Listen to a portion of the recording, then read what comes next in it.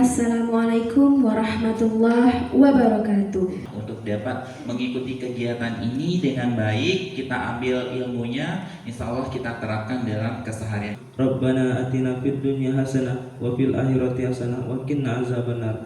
Assalamualaikum warahmatullahi wabarakatuh.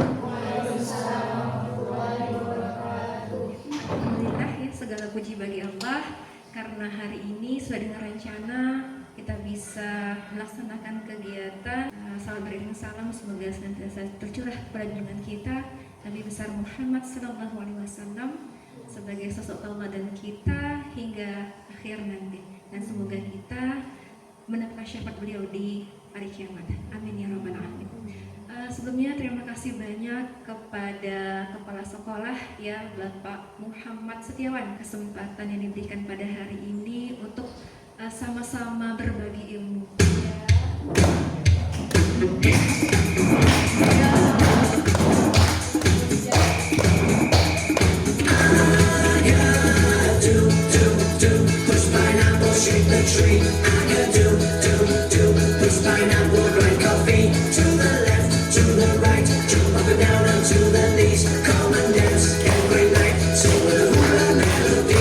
Menurut Bapak Ibu, ya, apakah Bapak Ibu pernah melihat sesuatu yang Bapak Ibu anggap itu sebagai budaya positif? Boleh. Silakan kalau ingin berpendapat. Atas sekali Pak ada. Oke, izin Ustazah, salah satu budaya positif misalnya di sekolah ketika setiap pagi sebelum belajar anak-anaknya berdoa, kemudian ketika pulang sekolah berdoa, sebelum makan berdoa, seperti itu salah satunya. Oke, terima kasih Bunda. Selanjutnya ada yang mau menyampaikan pendapat yang berbeda atau sudah berdiskusi sama? Ayo, ada? Tidak? Oke, kalau tidak ada, yaitu benar yang disampaikan Bunda Dika ya, bahwa salah satu contoh budaya positif yang ada di sekolah adalah mereka berdoa ya, setiap kegiatan maupun setelah habis kegiatan. Jadi kegiatan kita hari ini ada tujuannya, yaitu yang pertama, Bapak Ibu nanti, Ayah Bunda nanti diharapkan memahami ya konsep-konsep kunci yang ada di budaya positif. Apakah pemahaman kita selama ini ya tentang budaya positif itu benar atau ada yang perlu diluruskan? Kemudian yang kedua adalah Ayah Bunda juga memiliki gambaran nanti tentang implementasi budaya positif yang akan dilakukan di sekolah, sehingga harapannya adalah memang timbul motivasi intrinsik atau timbul kesadaran diri dari siswa tentang budaya positif. Selanjutnya, nah ini ada kesepakatan belajar kita. Ini ditawarkan, apakah setuju dengan kesepakatan yang ini atau perlu dirubah? Silahkan, atau perlu ditambahkan? Silahkan. Yang pertama mindfulness, ya, hadir secara utuh. Kemudian ada saling bahagia, artinya kita mengikuti kegiatan dengan rasa senang, ya, tidak ada yang merasa tertekan, nanti harapannya seperti itu. Kemudian saling menghormati dan menghargai, dan terakhir adalah berpikiran terbuka terhadap perbedaan pendapat, terhadap ilmu atau wawasan baru yang kita dapatkan. Sepakat, ya Bunda? Sepakat. Oke, kalau sepakat, selanjutnya, nah kita masuk ke budaya positif. Tadi disampaikan contoh budaya positif. Nah, ini ya, seperti yang kita ketahui kalau dalam pembelajaran ya, itu ada pembelajaran saintifik, ya, ada yang mengamati. Nah, sekarang Ayah Bunda merasakan bagaimana rasanya siswa ketika diminta mengamati sesuatu. Nah, kira-kira dari pengamatan ini ada 4 gambar. Nah, dari 4 gambar ini apa yang bisa Ayah Bunda dapatkan tentang budaya positif selain dari yang sudah disampaikan oleh Bunda Dika tadi? Boleh yang ingin berpendapat? Atau disampaikan, Ibu Puji saya masih bingung. Tidak apa-apa. Kira-kira apa ya? Dari situ, dari 4 gambar itu. Ini contoh yang ada kebetulan di sekolah ya, yang sudah dilakukan. Iya, oke, silakan. Bersosialisasi. Bersosialisasi, oke. Ada lagi? Ada berpendapat kerja sama. Ada lagi? Apa? Menumbuhkan rasa kebersamaan, Pak. Iya, menumbuhkan rasa kebersamaan dengan adanya Kekompakan dan saling bergotong royong. oke, kekompakan dan saling bergotong royong. Iya ya. Karena kalau masak itu ya, kalau hanya satu orang hidup atau tidak apinya ya. Setuju, benar sekali ya Pak Raga. Ada lagi? Nah, kalau yang gambar kartun itu kira-kira apa? Tulisannya saling menyayangi, sapa salam, saling menolong, kemudian apa ya itu, tekun belajar. Kira-kira itu apa ya? Biasanya ditempel di poster, dinding apa? Iya, kesepakatan kelas. Nah, ini dari beberapa gambar yang Bapak, Ibu atau Ayah Bunda amati itu hal-hal yang terkait dengan budaya positif ya. Jadi banyak hal yang bisa kita temukan ternyata di lingkungan kita yang kita lakukan sehari-hari tentang budaya positif. Boleh lanjut Pak Raya? Nah, ini yang bisa ditakuti ya pertanyaan. Oke, yang pertama dan kedua tadi sudah dijawab ya. Kita lanjut yang 4 dan 4. Ya. Menurut Anda, apakah Anda bisa mengontrol orang lain? Ayo, ada yang bisik-bisik tidak? Oke, silakan. Bunda yang mengatakan tidak, mengapa? Boleh, silakan. Berhubung sinyalnya kuat, jadi kedengaran. Ayo, silakan Bunda. Atau ada yang sepakat dengan jawaban Bunda? Iya, Bunda Ri, bahwa katanya kita tidak bisa mengontrol orang lain. Kalau yang sepakat, boleh angkat tangan. Kira-kira yang bersepakat tidak? Yang berpendapat iya bisa. Oke, bisa nih. Oke, Pak Setiawan bilang bisa. Berarti ada 2 opsi ya, ada yang bisa, ada yang tidak. Oke, kita dengarkan yang sependapat bahwa kita tidak bisa mengontrol orang lain. Silakan. Siapa? Yang sependapat? Ya, yang sependapat tergantung, nanti juga ada kesempatan. Oke, silakan. Ya, boleh berpendapat. Ingat tidak ada yang salah dan benar ya. Ini kan berdasarkan apa yang kita amati. Boleh, silakan Bunda Aru. Baik, izin menanggapi ya Mbak pertanyaan 2. Apakah Anda bisa mengontrol orang lain? Menurut saya kita itu bisa mengontrol anak atau peserta didik kita. Itu tergantung dengan power kita seperti itu. Misalnya anak-anak itu kita bisa kontrol karena mungkin ketika melihat kita saja dia sudah merasa takut atau dia sudah merasa kalau misalkan biasanya nih Mbak, kalau contohnya kayak anak Katimura itu kan, begitu datang Nadia, dia langsung ayo diam, nanti kita dimarahin. Berarti seperti maksudnya tuh Mbak, sebenarnya Nadia itu bisa mengontrol peserta didik, namun konteksnya di sana itu ada yang salah seperti itu karena dia takut seperti itu kan Mbak. Terus kalau misalkan pelajaran Bapak Setiawan kayak gitu kan, anak itu bisa dikontrol dengan baik mungkin karena pelajarannya yang baik, pelajarannya yang menyenangkan, terus dari pembawaan gurunya juga itu menyenangkan bagi peserta didik. Jadi hal positif untuk mengontrol peserta didik di kelas itu ada seperti itu. Itu pendapat saya, Mbak. Oke, terima kasih Bunda Arum. Dicatat Pak Setiawan ya. Dinaikkan cepat pangkatnya. Ya, jadi menurut Bunda Arum ya, orang itu bisa mengontrol orang lain. Pertama karena ada powernya. Yang kedua karena suasananya ya. Suasana pembelajaran yang menyenangkan sehingga anak-anak secara tidak langsung dia tergiring oleh kita seperti itu. Oke, terima kasih. Ada pendapat yang lain? Yang berpendapat sama boleh menambahkan. Benar, mungkin tergantung orangnya, mungkin kan. Silakan. Siapa tadi? Oh, Bu Nadia. Boleh, silakan. Ayo, mungkin jadi ini bisa jadi ini ya. Jadi wawasan kita ya. Oh, ternyata benar juga.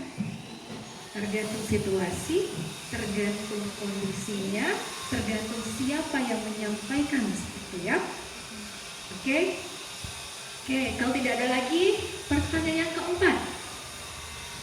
Sudahkah, oh maaf keempat ya, sudahkah Anda menerapkan budaya positif di kelas atau sekolah Anda? Oke, sudah ya. Saya yakin semuanya sudah karena senyum sumringahnya itu. Oke. Oke. Kita catat dulu ya. Berarti tadi kita bisa mengontrol orang lain. Pertama karena powernya, yang kedua karena suasananya. Oke, apakah nanti sependapat dengan materi kita? Kita lanjutkan dulu. Kita bikin penasaran dulu ya. Silakan Pak Rega. Next. Oke. Ya, ini. Jadi kita lanjutkan. Boleh next lagi Pak? Nah ini ya. Jadi Bapak Ibu, yang kita pelajari hari ini tentang budaya positif ada 6 aspek ya. Ini secara apa ya? Secara gambaran umumnya, ya secara rincinya ada 6. Bahwa budaya positif itu berkaitan erat dengan disiplin positif dan nilai-nilai kebajikan. Kemudian terkait dengan teori motivasi yang dijawab tadi ya. Teori motivasi ada hukuman karena takut tadi, ada penghargaan, ada restitusi, kemudian ada keyakinan kelas ya seperti tadi yang kita amati di gambar, kemudian ada kebutuhan dasar manusia, lalu restitusi ini dibagi menjadi 2, ada 5 kontrol yang bisa dilakukan oleh guru, kemudian ada namanya segitiga restitusi. Pertama kita masuk kepada disiplin positif. Menurut ayah bunda, ya disiplin itu apa? Dan apa contohnya? Disiplin karena kita kan sering kan, bunda itu kok tidak disiplinian ya, misalnya kan, masuknya seperti itu, keluar seperti itu. Ibarat kata orang ya, masuk terlambat, pulang paling cepat. Ya. Atau misalnya bapak itu, atau misalnya si fulan itu, siswa kami di kelas itu tidak disiplin sekali. Mengapa? Tanya kan? Karena tidak menurut apa yang kita sampaikan. Apakah menurut ayah bunda atau bapak ibu disiplin seperti itu? Boleh, silahkan ajukan pendapatnya. Selama ini menurut kita, disiplin itu apa? Oke, disiplin aturan. Taat aturan. Oke, boleh menambahkan. Oke, taat aturan. Ada lagi? Apakah orang dikatakan disiplin ketika dia dalam posisi taat aturan saja? Ada yang mungkin, ada yang tidak, ada yang iya. Tidak, mengapa tidak?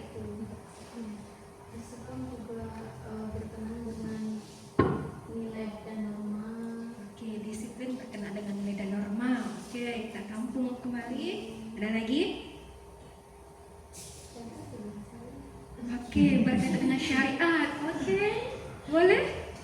Apa ya kira-kira disiplin itu? Kalau misalnya ada anak ya, yang dia menolak untuk menerima apa yang disampaikan oleh gurunya karena dia punya alasan, ya, punya apa ibaratnya punya prinsip, apakah dia tidak dikatakan disiplin hanya karena dia tidak taat aturan? Tidak. Mengapa? Iya, Bunda Arum, boleh. Ini rekomendasi dari teman sebelahnya. Silakan, Bunda. Menurut saya, Mbak, disiplin itu adalah orang-orang yang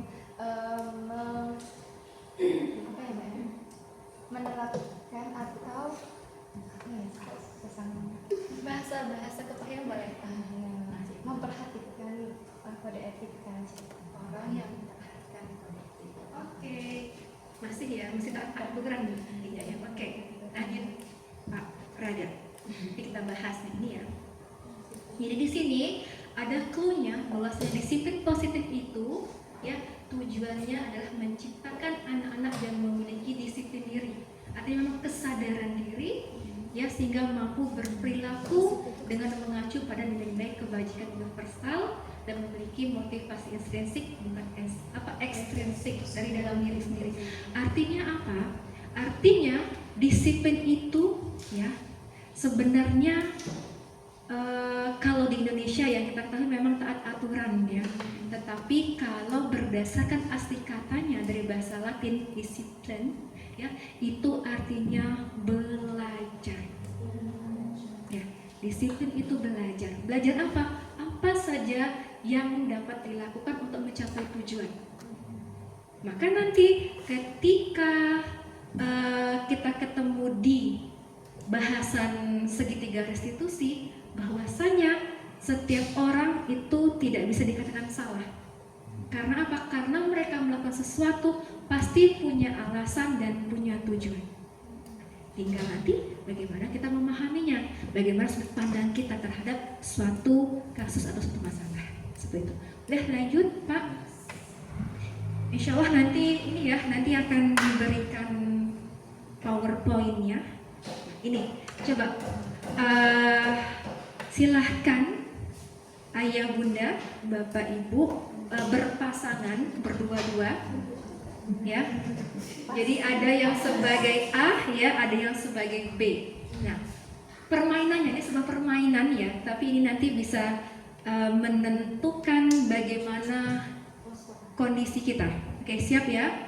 Jadi silahkan ayah bunda mengepalkan tangannya. Ya, yang di sebelah kanan ya, yang berada di sebelah kanan temannya itu kita anggap A, yang teman sebelah kiri itu B. Oke, jadi silahkan ya ayah bunda mengepalkan satu tangannya. Satu ya. Jadi kita mulai dari A dulu. A silahkan mengepalkan tangannya yang sebelah kanan. Kemudian ya sebelah kanan ya sebelah kanan. Nah, kemudian yang B, bapak atau ibu yang sebelah kiri itu berusaha ya untuk membuka kepalan tangan si A. Ya, silahkan gunakan segala cara, merayu boleh, membujuk boleh, marah-marah boleh, ya, kemudian mengkelitik boleh. Ya, oke, siap ya, siap yang A. Iya, waktu kita cuma 30 detik, oke? Kita mulai dari siap sekarang. A kepalkan tangannya. Pokoknya ya, B silahkan berusaha untuk membuka, ya. Ya boleh gunakan segala cara. Boleh gunakan segala cara.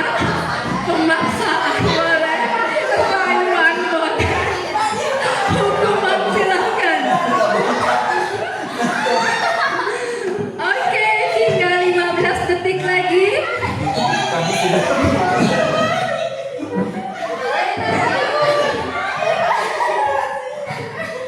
5 detik lagi. 5, 4, 3, 2, 1. Selesai? Oke, sekarang gantian. Ya, gantian.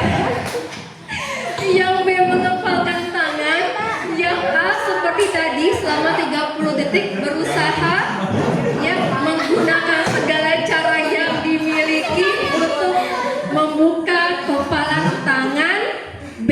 Siap? 30 detik dari sekarang.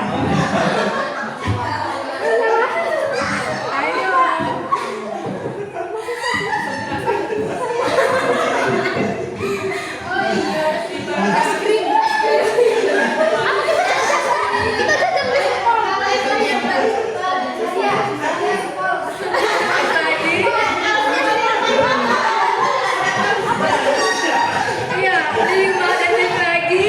5, 4, 3, 2, 1. Oke. Siap. Next olahraga. Nah, dari lakukan tadi, mari kita jawab bersama. Yang pertama, apakah Bapak Ibu, baik yang A maupun yang B, membuka tangan Anda atau membuka kepala Anda? Ada yang membuka, ada yang tidak. Oke, yang membuka silakan angkat tangannya. Ya, oke. Alasannya apa? Boleh sampaikan. Bagi yang membuka kepala tangannya tadi. Oke, boleh silakan. Oke, karena ada hukuman ya, ada tindakan pemaksaan di sana. Oke, karena sakit. Oke, ada yang lain alasannya? Sama-sama pemaksaan. Karena ada pemaksaan. Yang tidak membuka kepalanya. Sama-sama mempertahankan. Ya, apa yang dipertahankan? Itu. Kekuatan. Ya, jadi dianggap bahwa yang ada di ini ada sesuatu yang berharga ya. Jadi apapun kondisinya karena berharga bagi kita maka harus dipertahankan. Oke. Selanjutnya sama yang AB sudah. Yang ketiga, dalam kegiatan yang Bapak Ibu lakukan tadi, menurut Bapak Ibu, sesungguhnya siapakah yang memegang kendali atau kontrol terhadap diri kita, terhadap kepalan tangan tadi? Jadi siapa yang punya kontrol, punya daya untuk mengendalikan?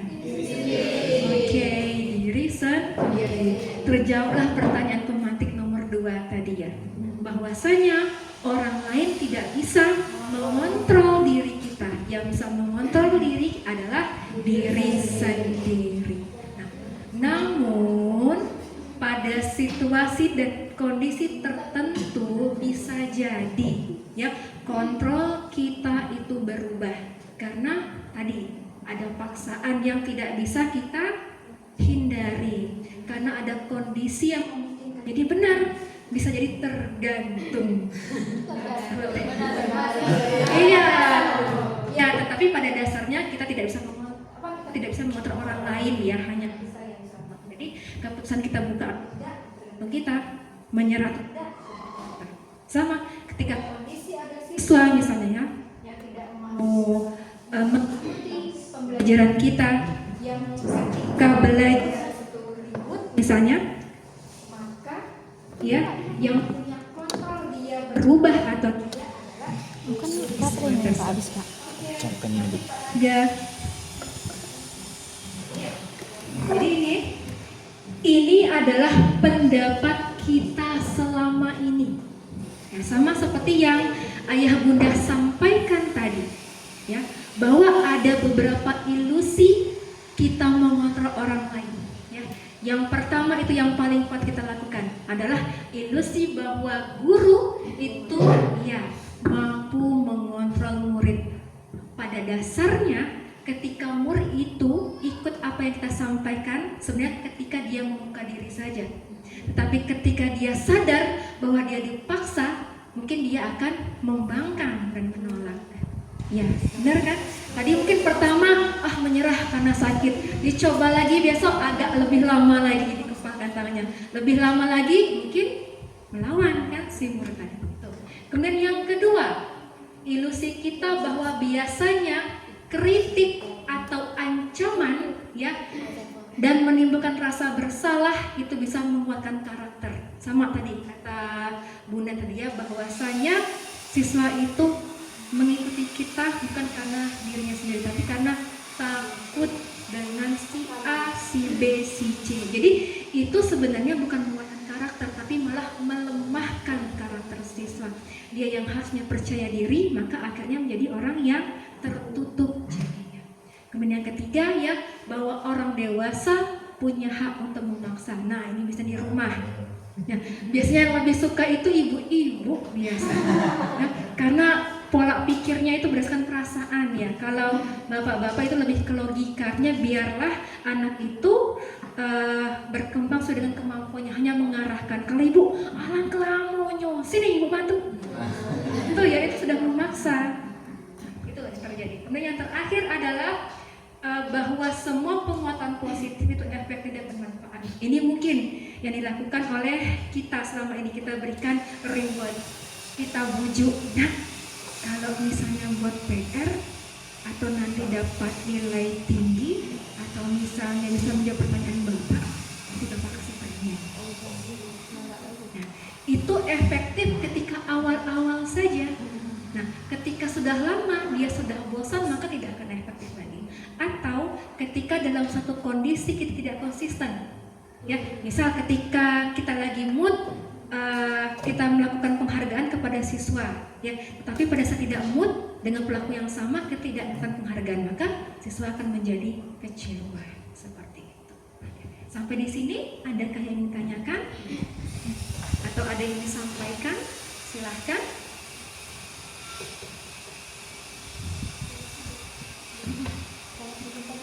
Ya, silakan.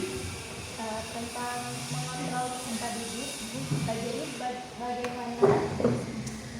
bagaimana cara kita supaya kita dapat mengontrol peserta didik dengan jangka panjang, maksudnya itu efektif. Iya, nanti kita akan masuk ya ke materi selanjutnya tentang motivasi intrinsik ya, teori motivasi intrinsik, ada hukuman dan penghargaan, lalu ada nanti namanya restitusi. Nah, mungkin sudah mengenal kata konsekuensi. Nah, nanti ada hubungannya dengan konsekuensi seperti itu. Oke. Jadi untuk disiplin positif sudah paham ya? Insya Allah ya. Kemudian teori kontrol sudah. Oke, kalau sudah boleh Pak Raja next. Nah ini ya. Jadi selama ini yang kita berikan itu adalah respon sebenarnya. Ya. Sedangkan yang diminta di teori kontrol tadi bahwa kita tidak bisa mengontrol orang lain, ini tadi ya, karena menurut kita biasanya realita atau kebutuhan orang itu sama, ya, kita menganggap orang lain itu posisinya sama dengan kita, yang kita mau itu seperti yang mereka mau, itu anggapan kita, padahal sebenarnya berbeda, ya. Setiap orang punya kebutuhan masing-masing, setiap siswa punya keunikannya masing-masing, punya karakteristiknya masing-masing.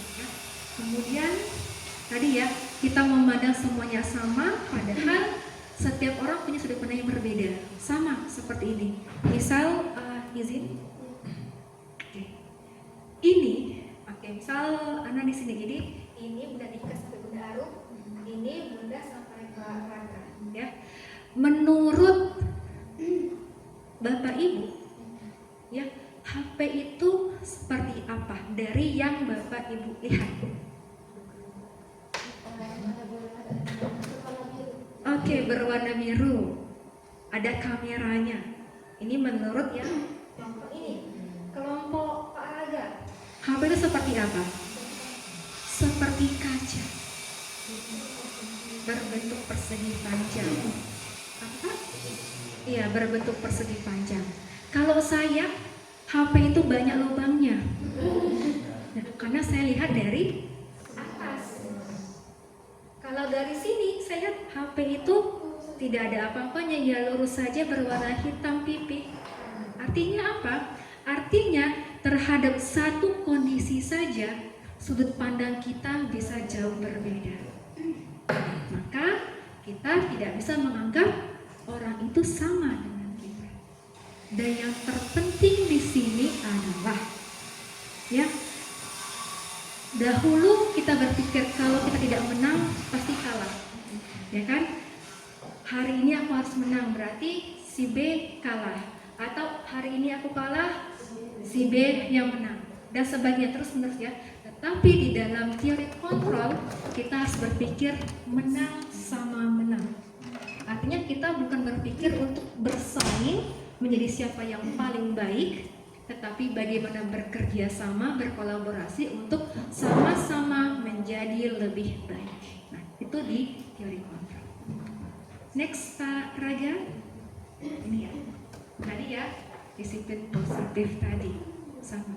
Jadi semua hal ya yang berarti belajar kemudian mengikuti, artinya seperti ini ya. Disiplin juga bisa berarti murid. Tetapi murid yang seperti apa?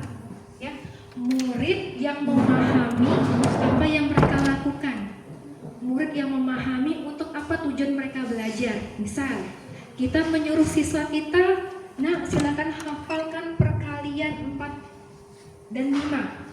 Nah, anak-anak ketika mereka tidak tahu untuk apa mereka menghafal perkalian,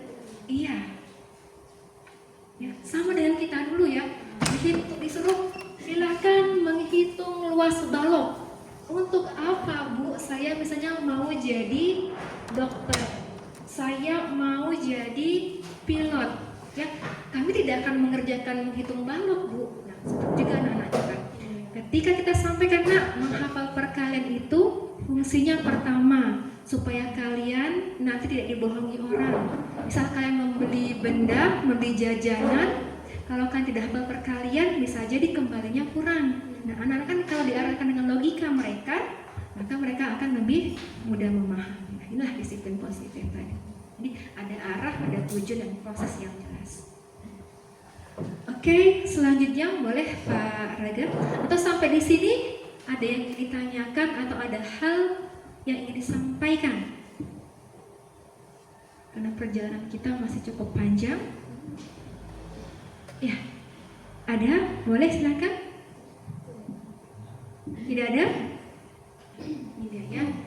Jadi ini ada teori motivasi. Nah, jadi teori motivasi ini erat kaitannya dengan hukuman, penghargaan, dan restitusi. Kalau selama ini kita memotivasi anak secara ekstrinsi saja, ya dari luar dengan hukuman, dengan penghargaan. Menurut ayah bunda, ya dari hukuman, dari penghargaan yang kita berikan, kira-kira nampak tidak dampak secara nyata terhadap perubahan positif ke siswa kita? Tidak. Apa contohnya? Iya. Apakah kita malah semakin tadi ya, kalau powernya misalnya 1 oktav, ya misalnya ya, setelah 1 tahun mungkin bisa naik menjadi 6 oktav. Iya, karena butuh power tadi ya. Atau misalnya yang biasanya dikasih permen, dia sudah bosan mau es krim misalnya. Kira-kira terlihat tidak? Mengapa tidak terlihat dampak yang nyata terhadap perubahan atau motivasi intrinsik dari siswa? Kira-kira dampaknya itu terasa itu pada hari itu saja atau sampai berdampak selanjutnya, Bunda? Atau mungkin dari pengalaman kita semasa kita sebagai siswa dulu, dari SD sampai SMA atau kuliah, kira-kira pernah tidak ayah bunda menggelari dosen killer? Pernah. Mengapa? Takut ya. Bahkan kalau terdengar suaranya atau langkah kakinya saja, kalau bisa jangan ketemu ya, dosen killer. Nah, mengapa kita membekas hal yang seperti itu? Iya, karena ada tekanan. Iya, ada ancaman. Kira-kira kalau misalnya kita belajar dengan guru atau dosen seperti itu, betah tidak? Gitu? Tidak. Iya, kalau bisa bolos ya. Iya, benar. Karena tadi itu ya. Karena ternyata hukuman itu memberikan identitas gagal kepada siswa, ya, menyebabkan istilahnya mental yang jatuh, ya.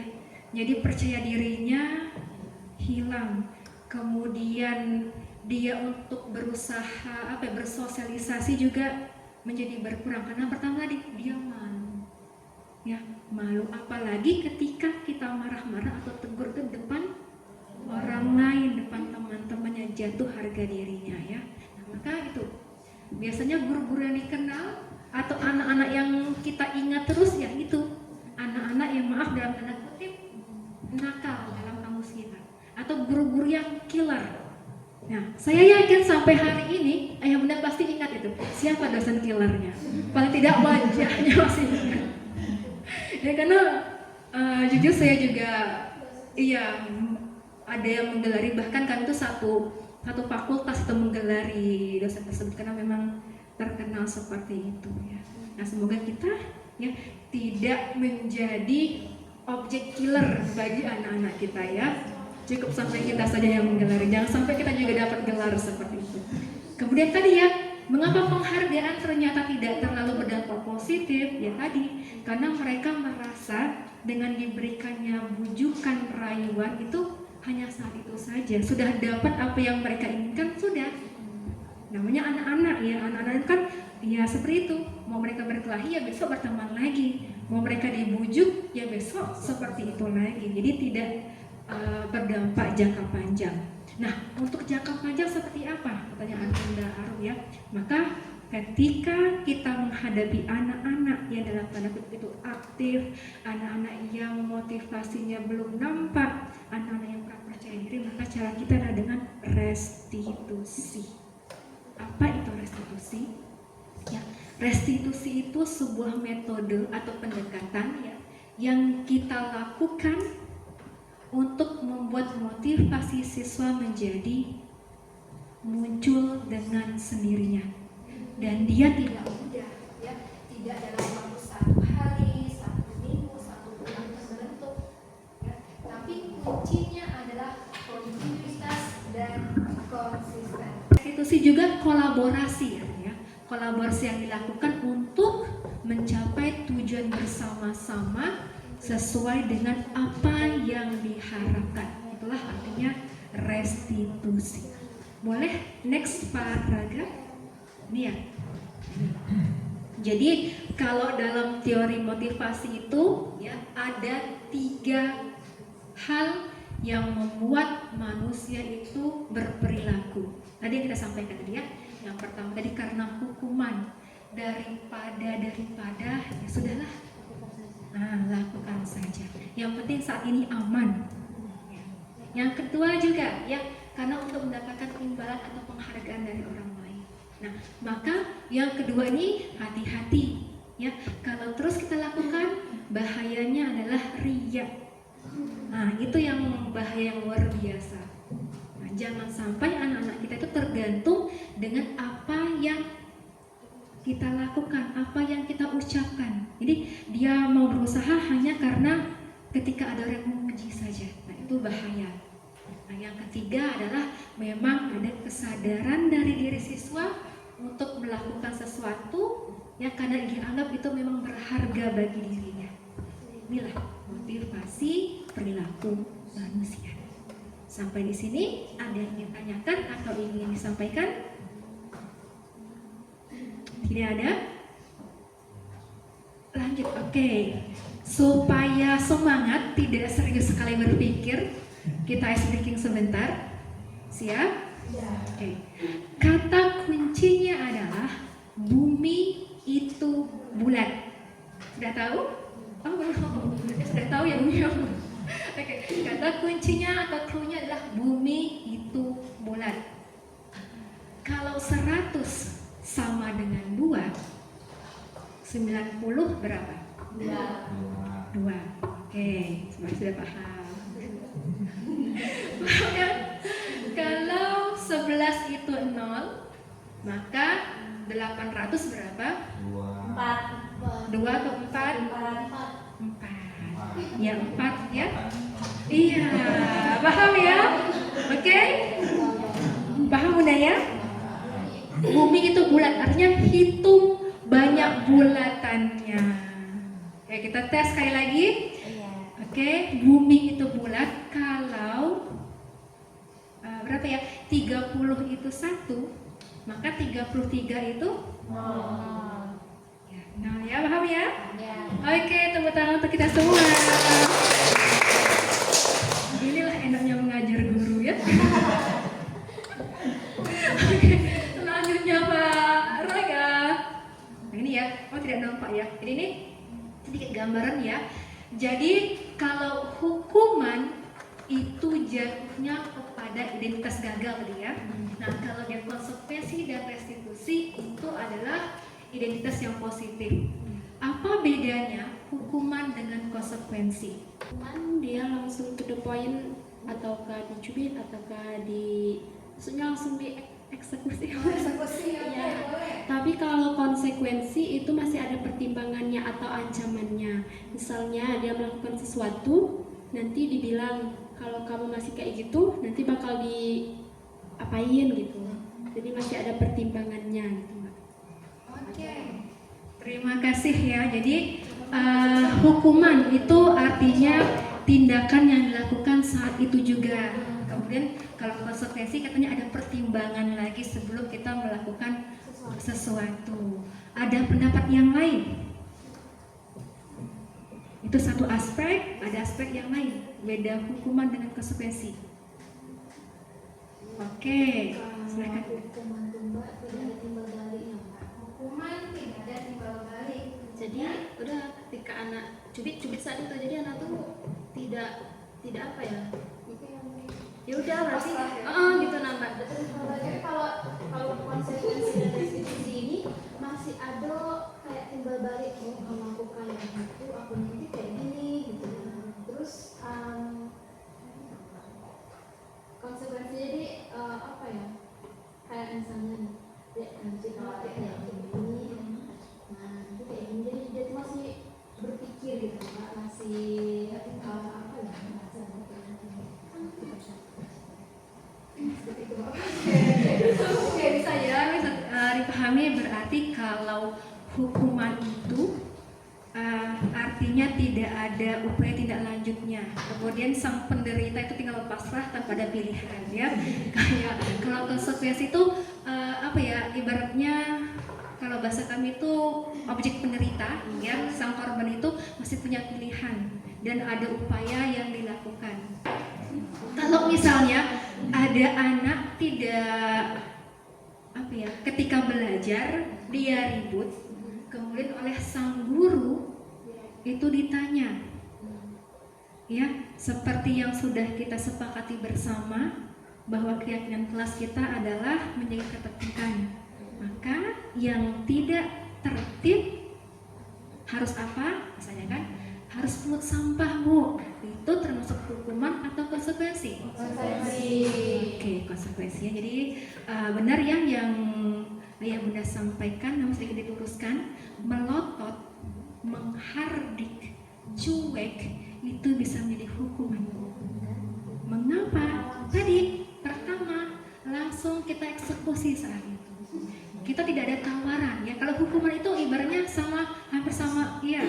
Dia itu hanya satu pihak saja yang menentukan. Ya. Kalau konsekuensi itu disampaikan, jadi ada kesepakatan bersama. Ya, alasannya apa disampaikan, tujuannya apa. Misal tadi kan memungut sampah kan ditawarkan, karena sudah ada keyakinan kelas ditawarkan, kemudian diingatkan kembali, lalu mereka tahu apa fungsinya kita memungut sampah untuk menjaga kebersihan. Nah, itulah konsekuensi. Maka harus berhati-hati, ya. Hukuman itu biasanya membekasnya seumur hidup, ya. Nah ini, ya. Masuk kita ke keyakinan kelas, karena tadi ini hubungannya dengan konsekuensi. Nah, di sekolah kita punya peraturan, punya. Disampaikan tidak dengan wali murid ketika pertemuan orang tua guru dan murid?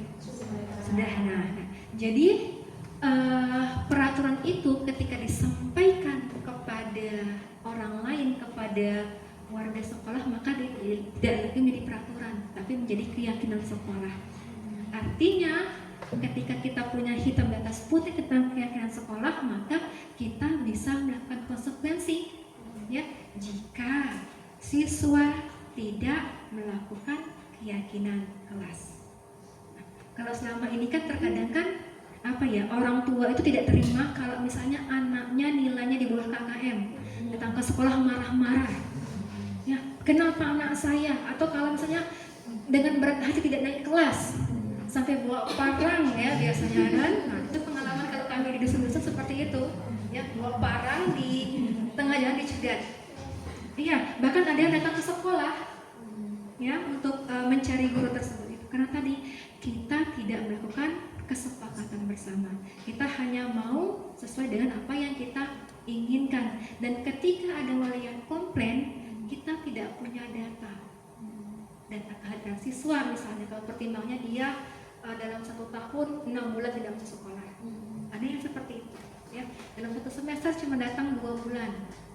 Nah, nilainya dari mana?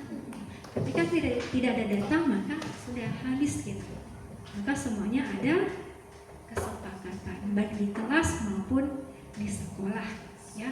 Dan alhamdulillah kalau di sekolah kita sudah ada kesepakatan seperti itu. Nah, kemudian kalau misalnya apa sih bedanya antara peraturan dengan keyakinan atau kesepakatan bersama selain dari segi apa ya yang kita sampaikan tadi? Misalnya kalau keyakinan kan ada kesepakatan bersama. Adakah hal lain yang membedakan? Itu peraturan, itu keyakinan atau kesepakatan bersama? Oh tidak. Kalau misalnya jangan buang sampah di sini. Titik enak kalau titik. Kalau ada lanjutannya enak. Ya, itu kira-kira peraturan atau kesepakatan? Peraturan. Kalau misalnya apa ya? Ayo semangat belajar. Peraturan atau keyakinan? Keyakinan. Kalau misalnya,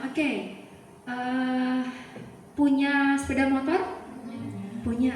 Kira-kira mengapa ya ketika kita berkendaraan kita diminta untuk memakai helm?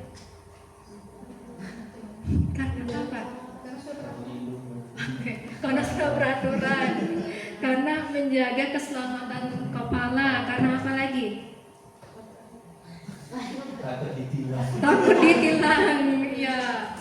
Semoga alasannya cukup yang nomor 2 tadi ya, karena menjaga keselamatan seperti itu ya. Jadi dimanapun kita akan memakai helm. Nah itu tadi, ketika kita menganggap bahwa memakai helm itu punya nilai kebajikan, yaitu menjaga keselamatan, maka apa yang kita lakukan ketika berkendara? Kan berusaha selalu memakai helm. Tetapi kalau kita ya motivasinya adalah takut ditilang, ayo Pakai helm kadang-kadang. ya, pakai helm kalau ketemu polisi ya. Kadang helm cuma ditenteng aja ya, tidak dipakai. Jadi karena motivasinya tidak berdasarkan nilai-nilai kebajikan. Nah, apa itu nilai kebajikan? Nilai-nilai yang baik. Oke. Seperti apakah nilai yang baik? Seperti apa? Karena bisa jadi menurut Nadia itu baik, menurut Mbak belum baik. Apakah itu nilai-nilai kebajikan? Sudah benar yang disampaikan tadi, tinggal sedikit lagi.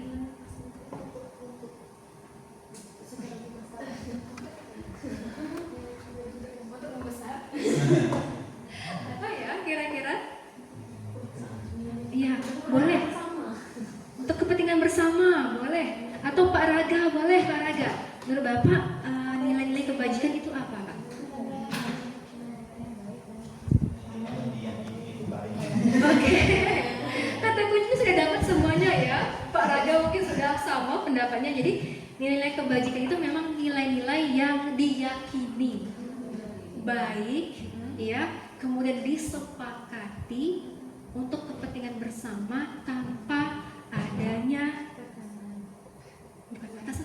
sekat eras, suku dan sebagainya. Jadi nilainya bersifat universal. Kalau di kita ya di kurikulum Merdeka, nilai kebajikan kita apa? Iya benar ya. Di profil pelajar Pancasila ada berapa? Yang pertama, beriman dan bertakwa dan berakhlak mulia. Yang kedua, berkebinekaan global. Yang ketiga, gotong royong, kreatif, mandiri dan bernalarnis. Ya, itu ya. Jadi ingat-ingat kembali. Di situ ya kita bersyukur berada di negara Indonesia. Karena apa? Karena segala sesuatu peraturan yang dicetuskan di negara kita itu berdasarkan ketuhanan. Dari Pancasila ya sampai profil pelajar Pancasila juga seperti itu. Oke, lanjut Pak Raga. Nah ini ya, ini tadi keyakinan kelas, alhamdulillah ya. Ya Bunda sudah membuat dan saya yakin sudah diterapkan di sekolah atau di kelasnya masing-masing. Lanjut Pak. Ini ya, tadi ada nilainya. Ingat kalau peraturan itu biasanya kata-katanya negatif. Jangan, tidak boleh, awas, ada ancaman di sana. Itulah kalau peraturan, ya. Kemudian kalau keyakinan kelas dia bahasanya positif, ya, mengajak, meningkatkan motivasi. Iya, ayo. Kemudian nampak nilai-nilai kebajikannya, ya. Kalau misalnya menjaga kebersihan kelas, apa nilai kebajikannya? Nilai kebaikannya apa? Iya, menjaga kebersihan kelas berarti nilainya apa? Bersih. Kemudian apa lagi? Iya, indah, apa lagi? Sehat, apa lagi? Nyaman. Ya, kalau misalnya belajar dengan semangat, apa kebaikan yang kita dapatkan? Oke, semangat, motivasi, benar. Apa lagi? Iya, nilai yang bagus. Apa lagi? Penyampaian materi yang tersampaikan. Ya, oke, berarti tujuannya tercapai. Kemudian apa yang kita dapatkan? Ilmu. Benar. Kalau misalnya yang terakhir, iya, saling menghargai. Berarti ada apa di sana? Kebaikannya ada apa? Kerjasama, peduli dan gotong royong. Oke. Next, ya. Oke, next Pak. Jadi kebutuhan manusia itu secara umum ada 5. Ada 5, ya. Yang pertama adalah kebutuhan untuk bertahan hidup. Iya kan? Biasanya orang yang pertama kali dipikirkan adalah makan atau tidak.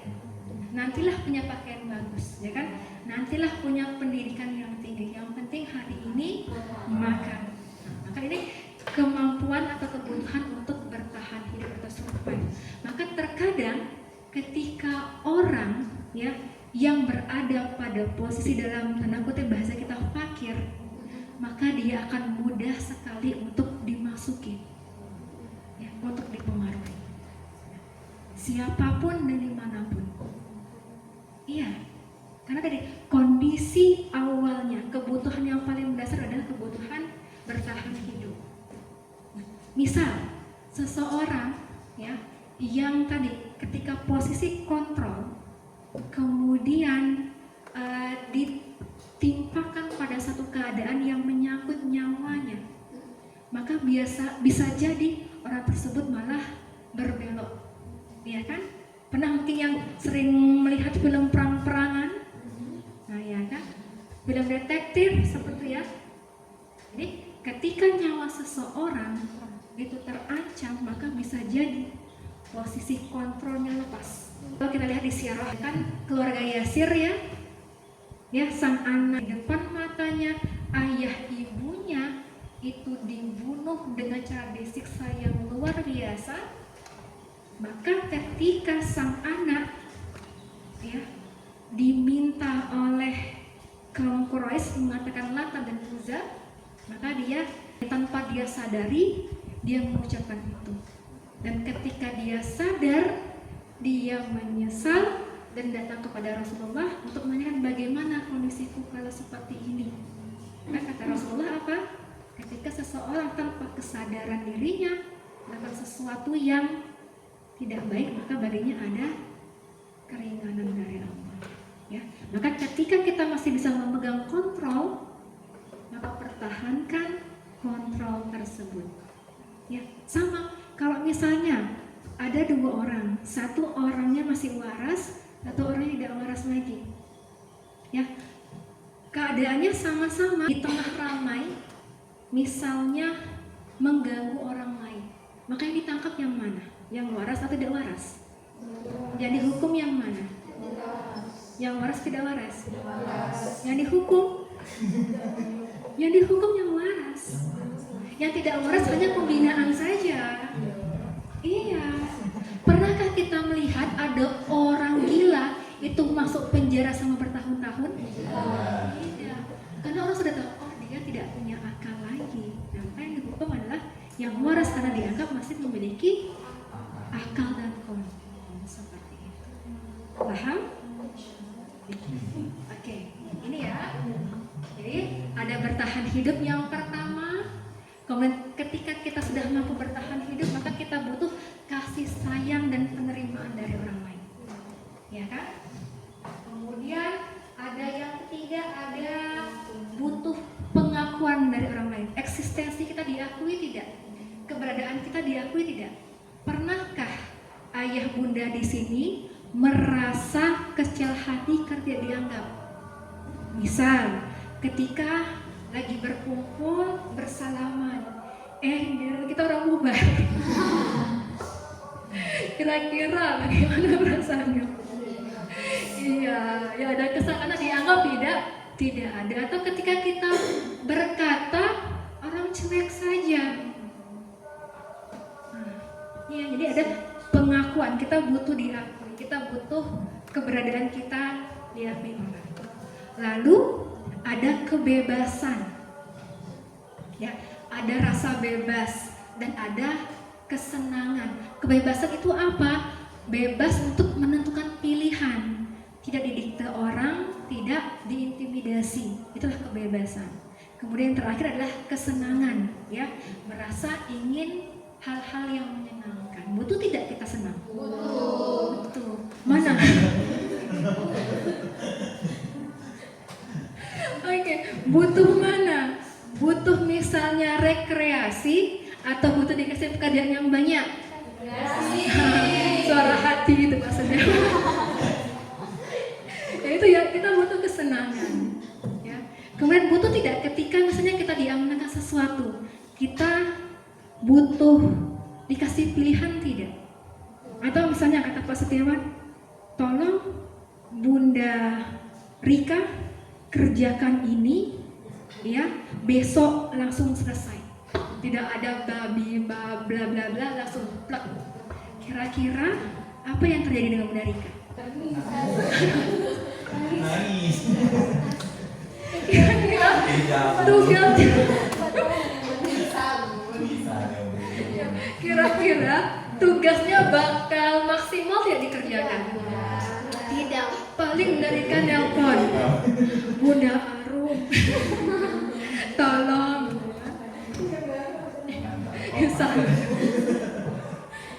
paling supaya aman apa besok izin tidak masuk. Ya karena tadi kita butuh pilihan seperti itu ya, kita butuh pilihan, ya. Artinya kita juga butuh apa ya, mempersiapkan diri ya. Kalau misalnya jeda berapa hari, kita tidak ada pilihan. Kalau langsung plak, udah kena mental kita. Oke. Sampai di sini ada yang mau ditanyakan?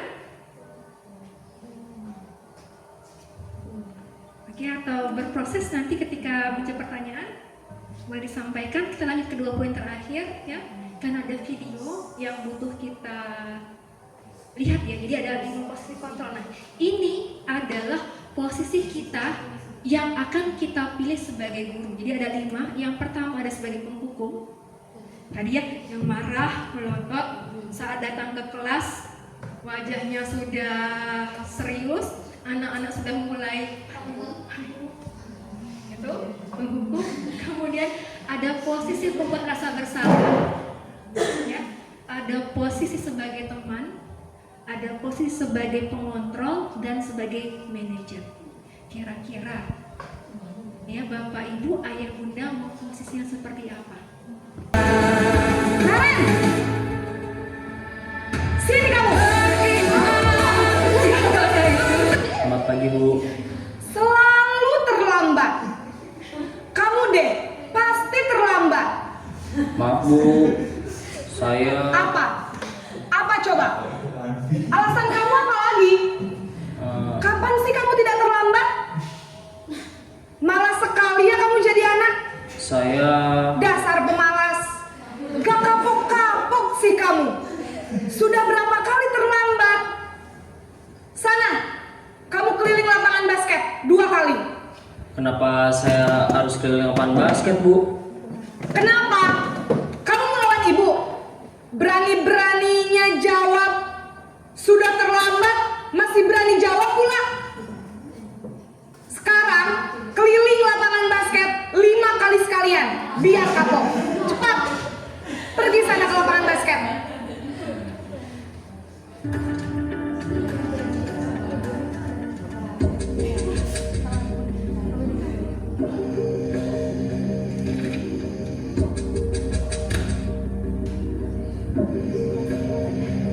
Naren,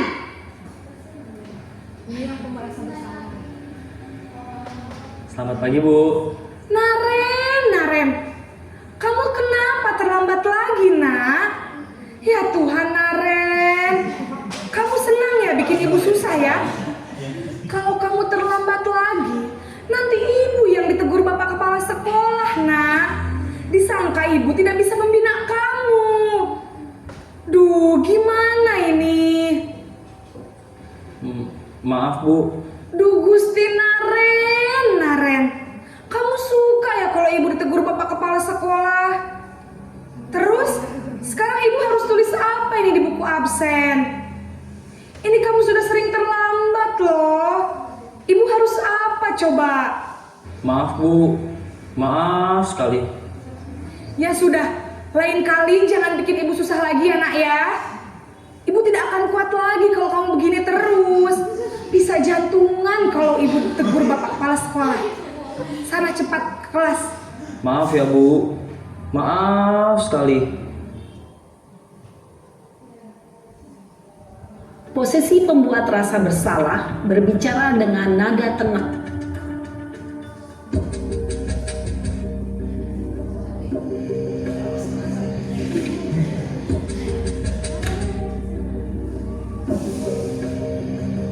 Naren!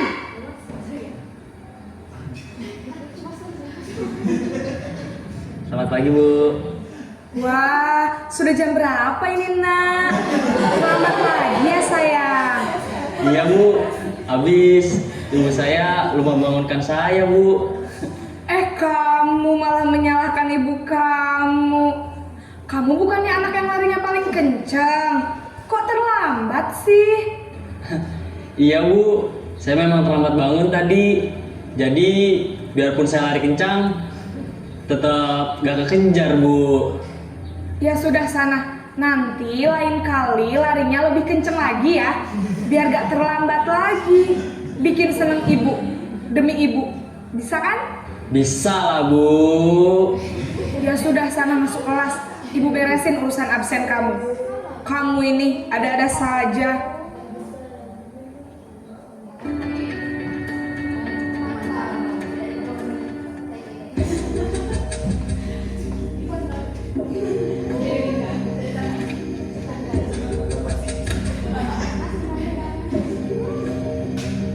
Naren!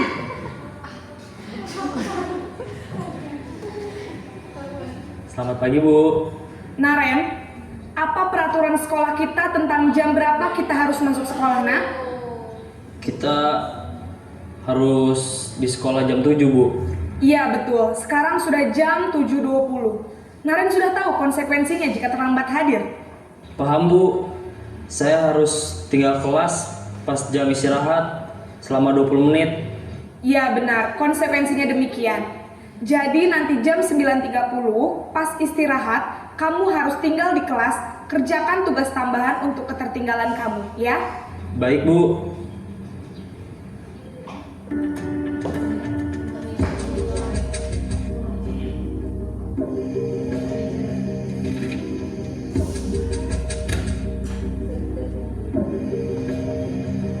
Naren!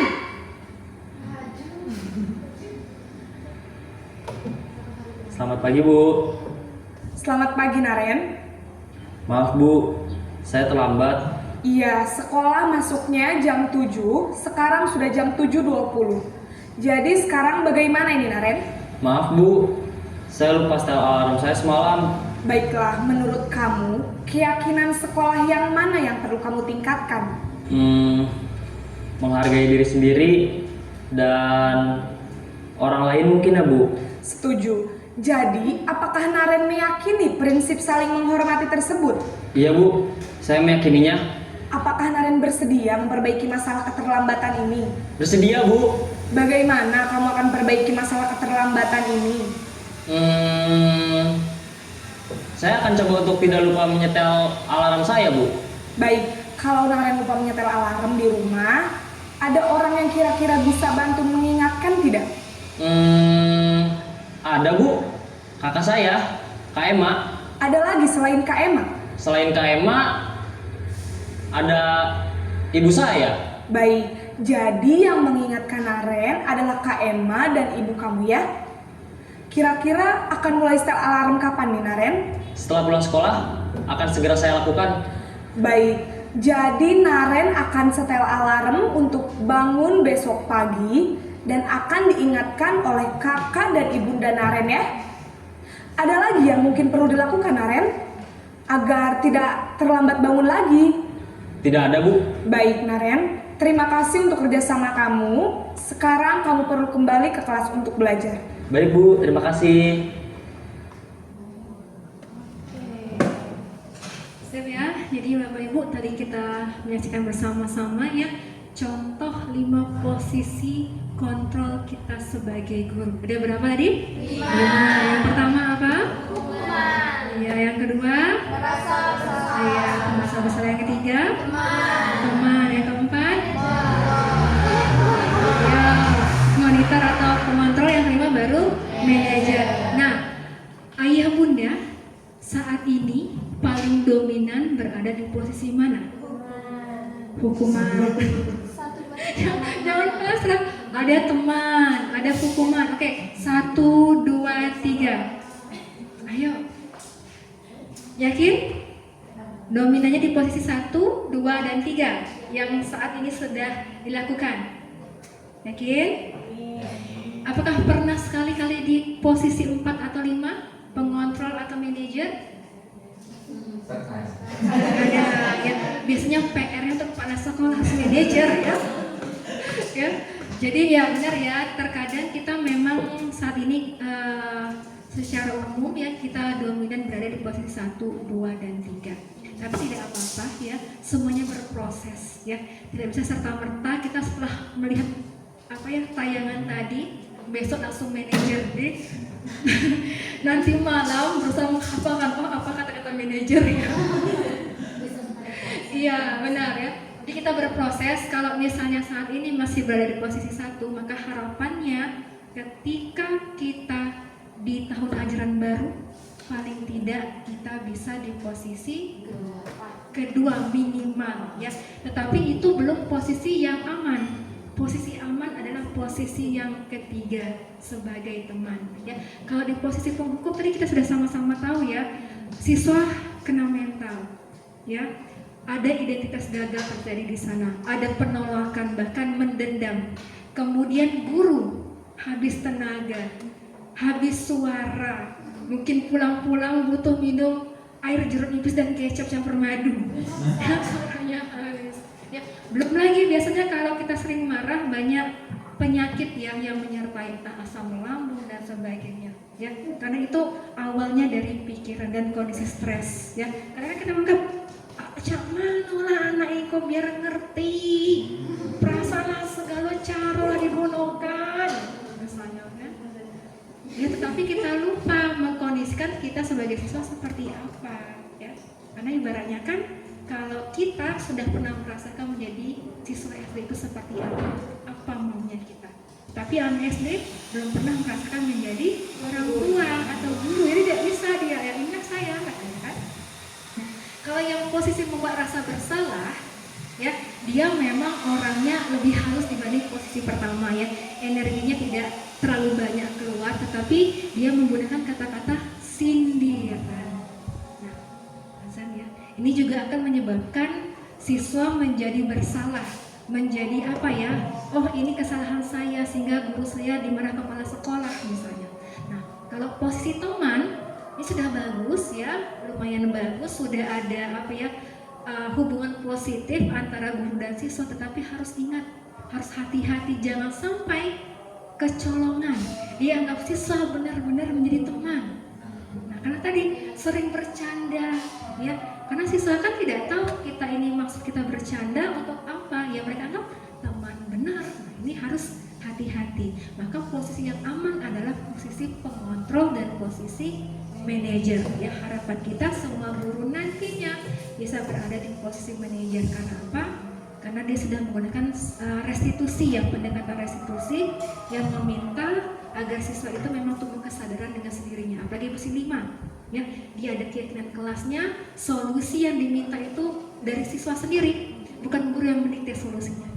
Oke, mungkin para ustadz boleh silahkan kalau mau istirahat untuk sholat terlebih dahulu, atau mungkin kita lanjut saja ya, karena tinggal sedikit lagi, satu lagi. Boleh para bapak-bapak untuk sholat, tidak apa-apa. Oke, terakhir ya, ada segitiga restitusi. Jadi ini menjawab pertanyaan yang selama ini terjadi pada kita. Bagaimana caranya kita mengatasi siswa yang dalam tanda kutip ini punya masalah? Maka ada 3 cara. Yang pertama dengan menstabilisasi identitas siswa. Artinya emosinya kita stabilkan terlebih dahulu. Yang kedua ada namanya validasi kesalahan. Dan yang ketiga ada namanya sudah validasi kesalahan. Dan yang ketiga adalah mengingatkan kembali dengan keyakinan kelas. Nah, boleh dilihat di video ini. Ini video terakhir kita ya.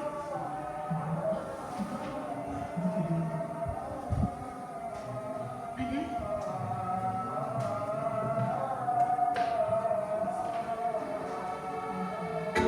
Pas untuk belajar. Baik Bu. Berdasarkan pada teori kontrol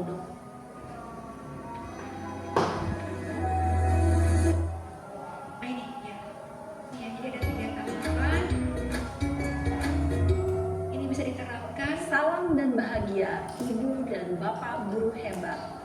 Pada video kali ini kita akan membahas tentang salah satu program disiplin positif yang diterapkan di lingkungan sekolah yang dikenal dengan nama restitusi.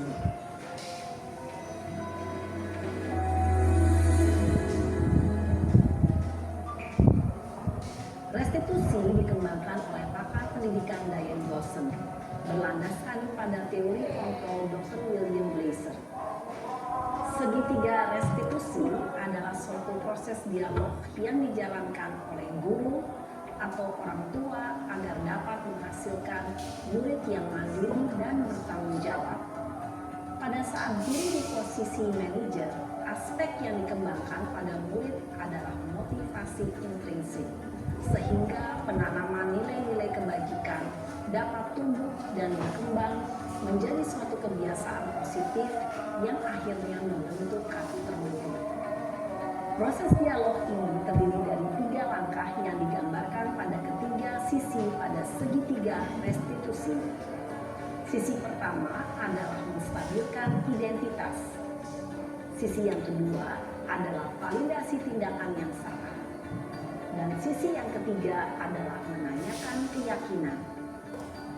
Ibu dan Bapak guru, berikut ini akan ditunjukkan bagaimana seorang guru berada dalam posisi manajer menggunakan penerapan segitiga restitusi.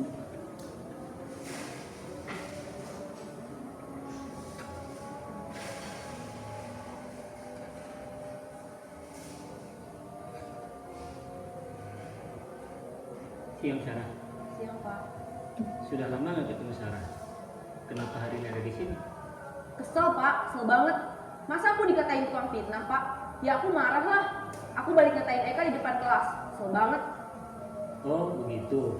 Ya pasti kamu marah dan kesal. Bapak juga akan marah apabila ada yang menuduh Bapak seperti itu. Kemudian pada saat itu kamu mau melakukan apa? Ya saya langsung ngatain Eka lah Pak. Kesel banget. Saya bentak-bentak dia depan teman-teman lain.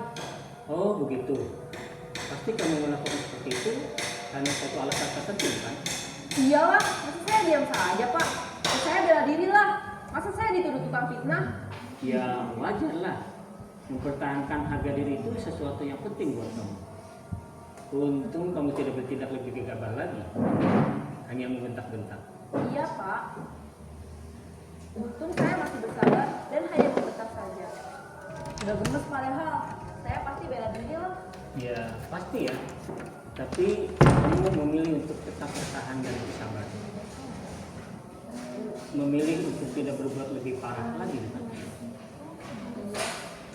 Nah, sekarang coba kita lihat lagi tindakan kamu yang mentak-mentak Eka di kelas. Tindakan kamu itu kira-kira sesuai dengan keyakinan kelas atau prinsip kamu tidak? Enggak lah Pak, capek Pak jadi pemarah. Jadi keyakinan atau prinsip mana yang kurang sesuai dengan keinginan kamu? Ya, saya sebenarnya sangat menghargai orang lain. Mungkin saat itu saya menjadi emosi, jadi tidak menunjukkan sikap itu. Kamu meyakini tidak? Menghargai orang lain itu penting buat kamu. Yakinlah Pak. Iya, setuju. Kita harus saling menghargai. Namun, ada juga keyakinan yang kita sepakati yang perlu kita jalankan apabila kita sedang marah, bukan? Ya, saya bisa lebih proaktif, mulai dengan diri sendiri. Saya bisa jadi lebih sabar, mengambil waktu jeda untuk berpikir mau apa selanjutnya. Kira-kira kamu bersedia memperbaiki masalah ini tidak? Bersedia Pak. Kalau kamu memperbaiki masalah ini, kamu akan menjadi orang seperti apa? Saya akan menjadi orang yang bertanggung jawab kali ya Pak. Dan senantiasa proaktif. Iya, menurut kamu bagaimana rasanya menjadi orang seperti itu? Ya nyaman lah, bangga bisa bersabar dan menahan diri. Baiklah kalau begitu. Yuk kita pikirkan bagaimana memperbaiki masalah ini.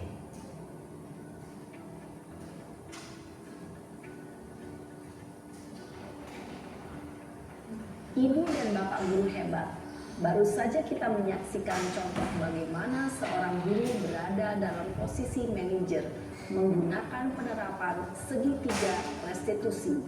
Mari kita bahas satu persatu. Pada sisi pertama, menstabilkan identitas berdasarkan pada prinsip bahwa membuat kesalahan adalah bagian dari proses pembelajaran. Sisi pertama dari segitiga ini berperan menggeser identitas murid dari identitas gagal ke identitas sukses. Murid yang sedang bertingkah laku yang tidak pantas atau menarik diri saat itu sedang mengalami identitas gagal. Bila kita mengkritiknya, maka posisinya tidak akan berubah. Kita bisa mengajukan pernyataan-pernyataan ini. 1. Membuat kesalahan sesuatu yang wajar. 2. Manusia tidak ada yang sempurna. 3. Kita bisa memperbaiki masalah ini. 4. Saya tidak menanyakan kesalahannya. Saya lebih fokus bagaimana memperbaiki masalah ini. 5. Apakah saat ini kamu tengah menjadi orang yang baik untuk dirimu sendiri? Pada sisi kedua, validasi tindakan yang salah berlandaskan pada prinsip bahwa setiap perilaku berupaya memenuhi suatu kebutuhan tertentu. Guru yang telah memahami teori kontrol akan bergeser dari pemikiran stimulus respon menjadi proaktif dan mencoba untuk mengenali tujuan dari perilaku murid, mengenali dan mengakui kebutuhan murid ini dapat memperbaiki hubungan dengan murid tersebut. Pernyataan atau pertanyaan bisa disampaikan dengan nada suara tidak menghakimi atau memojokkan, sehingga dapat mengembalikan murid pada posisi positif. 1. Kamu bisa saja bertindak lebih gegabah lagi dari ini. 2. Kamu bukan melakukannya tanpa suatu alasan tertentu. 3. Kamu melakukannya karena mempertahankan sesuatu yang penting bagimu. 4. Mungkin kamu bisa mempelajari suatu perilaku baru yang lebih efektif. Bersediakah kamu mempelajarinya? Selanjutnya, kita akan simak sisi terakhir, yaitu menanyakan keyakinan. Teori kontrol menyatakan bahwa pada dasarnya kita termotivasi secara intrinsik. Pada saat perilaku yang salah telah divalidasi dan identitas sukses telah stabil, maka murid telah siap menaikkan keyakinan-keyakinannya dengan tindakannya yang salah dan pemikirannya telah bergeser ingin menjadi orang yang dituju. Pertanyaan-pertanyaan yakini dapat mengaitkan keyakinan-keyakinan yang dianut murid. 1. Sebagai keluarga atau kelas, apa yang kita yakini? 2. Nilai-nilai apa yang telah kita sepakati? 3. Seperti apa gambaran sebuah kelas yang ideal bagi kamu? 4. Kamu ingin menjadi orang seperti apa?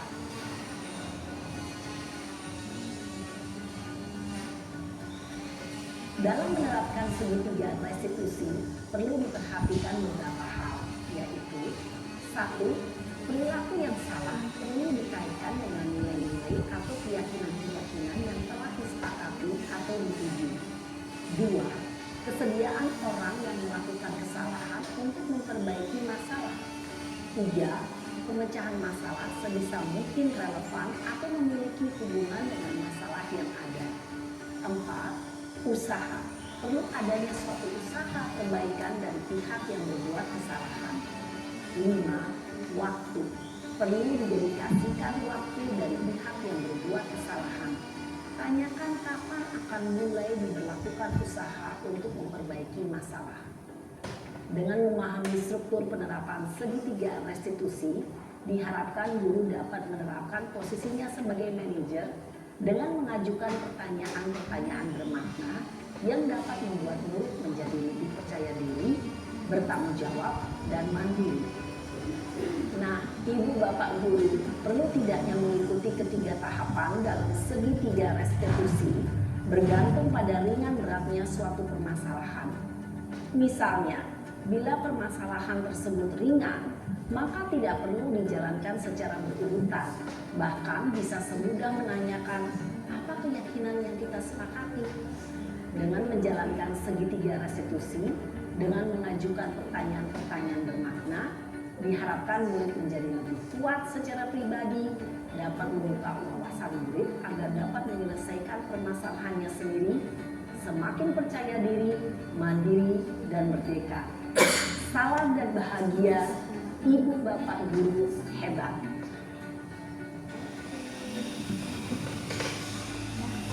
Jadi ini ya materi yang terakhir, itu segitiga restitusi. Jadi intinya di sini adalah berikan pertanyaan yang bermakna.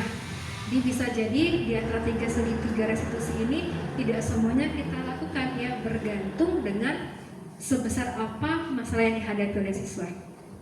Bisa jadi kalau dia hanya sedikit saja langsung keyakinan kelas, jadi tidak usah pakai identitas ya. Biasanya kalau kita menggunakan validasi stabilisasi identitas itu ketika siswa itu marah-marah kemudian tantrum. Jadi kalau biasanya ada yang berkelahi misalnya kan, sama-sama lagi seru tonjokan misalnya, kita panggil langsung kita salahkan, apa yang terjadi?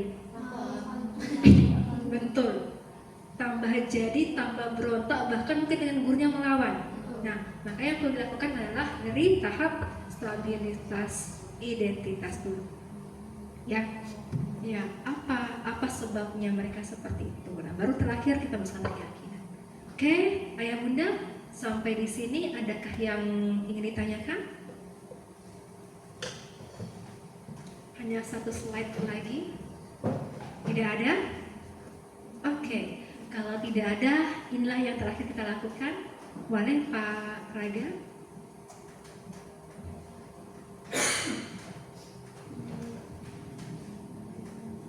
Slide terakhir sebelum terima kasih. Jadi ini ada pertanyaan, ada sebuah kasus yang mungkin ke atas lagi Pak? Iya, kasus ya, contoh kasus ya. Oke. Jadi ini biasanya kita alami di siswa kita, ya. Misalnya soalnya adalah Ibu Dani sedang menjelaskan pelajaran bahasa Inggris kalau ada bahasa Inggris atau bahasa Indonesia kalau kita ya, di papan tulis katanya. Namun beliau memperhatikan bahwa ada salah seorang muridnya itu malah tidur-tiduran dan tampak tidak peduli dengan pelajarannya. Namanya Fajar di sini ya. Contohnya kalau kita siapa namanya? Badu lah. Badu ya, coba jawab pertanyaan nomor 3 katanya. Maju ke depan dan kerjakan di papan tulis. Lalu Badu pun tampak malas-malasan maju ke depan, dan sesampai di depan papan tulis, Badu hanya diam sambil memegang buku bahasa Inggrisnya serta memainkan spidol di tangannya. Pernah tidak ada siswa kita seperti ini? Main-main, tidak peduli, disuruh maju ke depan, dia tidak bisa.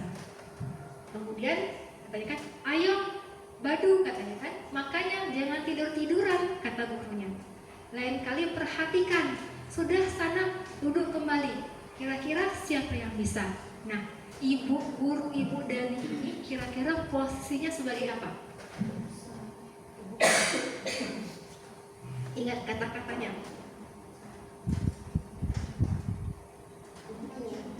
Ayo Badu, katanya. Makanya jangan tidur-tiduran. Lain kali perhatikan. Sudah sana duduk kembali. Kira-kira siapa yang bisa? Merasa bersalah. Oke, ada pendapat merasa bersalah. Oke, kita lanjut. Pak Raka. Kemudian katanya Badu pun, ya karena kita Badu namanya, Badu pun kembali duduk di bangkunya. Hal seperti ini sudah sering kali terjadi. Ya, pada Badu seperti tidak memperhatikan acuh tak acuh dan nilai-nilainya pun tidak terlalu baik untuk pelajaran bahasa Inggris. Pada saat ditegur oleh Ibu Dani, Badu hanya menjawab, tidak tahu Bu. Ibu Dani pun menjawab, gimana kamu Badu? Kamu tidak kasihan sama ibu ya? Ibu sudah capek-capek mengajarkan kamu. Tidak kasihan sama ibu? Dan Badu pun diam membisu. Berarti tambah kuat ya, membuat rasa bersalah. Selanjutnya, oke. Nah, pertanyaan yang kedua, yang pertama sudah terjawab ya, membuat rasa bersalah. Yang kedua, membaca sikap Badu tadi, kira-kira kebutuhan apa yang dibutuhkan oleh Badu tadi? Ingat 5 kebutuhan tadi? 5 kebutuhan manusia kan? 5. Kasih sayang, apa lagi? Kebebasan, butuh tidak dia bebas? Tidak. Apa lagi? Kasih sayang, pengakuan dia, karena dia tidak diakui kemampuannya seperti apa. Akhirnya dia acuh tak acuh. Kemudian mungkin butuh kesenangan. Bisa jadi cara Ibu Dani ini membosankan. Hanya di atas di depan papan tulis, sudah itu latihan, papan tulis lagi latihan. Jadi anak-anak menjadi bosan.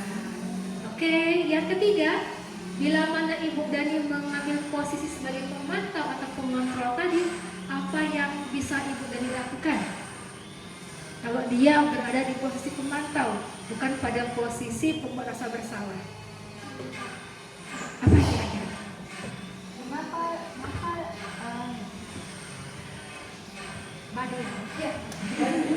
Kenapa Badu malas-malasan? Apakah semalam tidurnya larut malam? Oke, benar, jadi ada stabilitas identitas dulu dilakukan. Apa lagi? Apa yang pertanyaannya? Yang bisa dilakukan? Ya, boleh. Atau mungkin solusi, tapi bagaimana pertanyaan? Tadi kan ada posisi pemantau ya, ada solusinya gitu. Apa boleh? Berada, berada.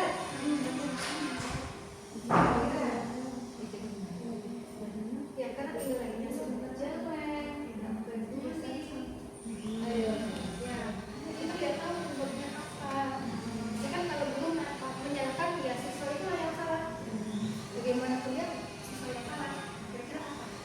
Bertanya supaya kita tahu permasalahannya dan solusi yang diharapkan baru.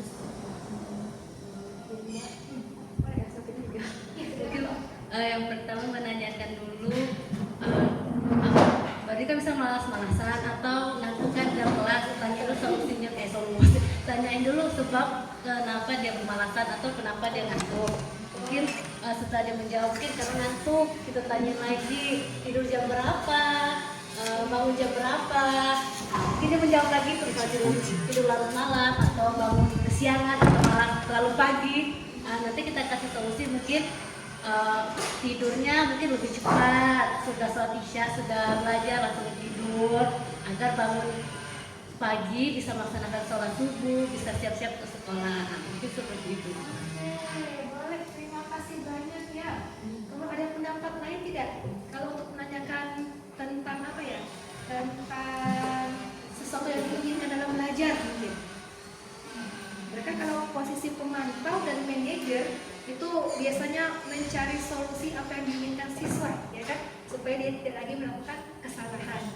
Oke, boleh tadi dari yang pertanyaan lanjutan dari yang disampaikan Bunda Arum dan Nadia. Boleh.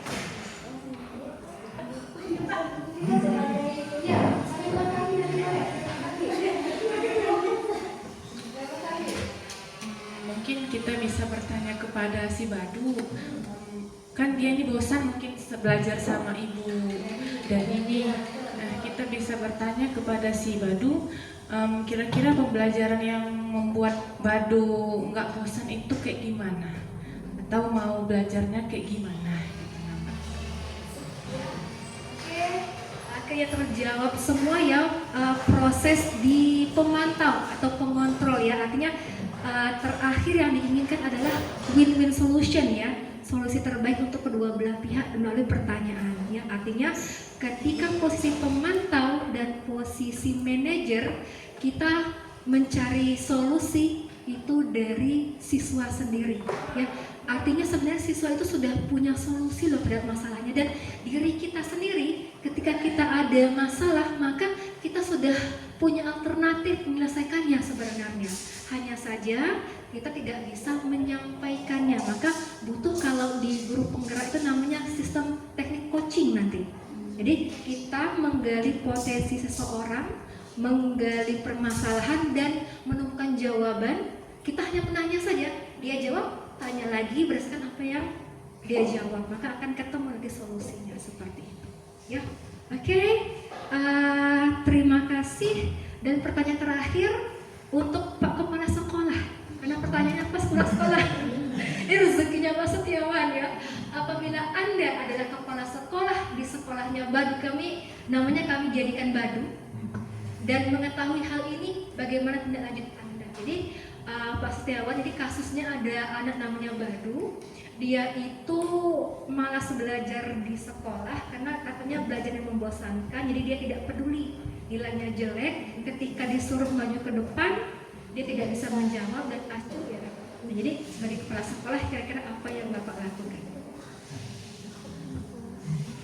Baiklah, mungkin yang akan dilakukan ya pertama mungkin memanggil si anaknya itu sendiri, kemudian kita evaluasi, kita tanyakan kendala-kendala apa saja sih yang dia hadapin selama proses pembelajaran itu. Kemudian juga nanti kita dengar juga